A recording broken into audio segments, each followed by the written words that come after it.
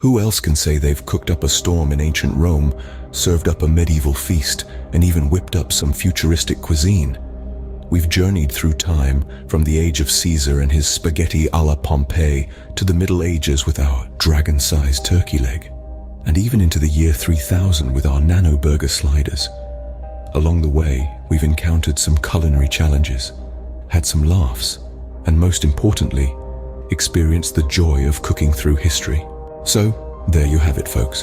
Cooking is not just about the food, but about the stories and the history that come with it. It's been a wild ride, but remember, the adventure doesn't stop here.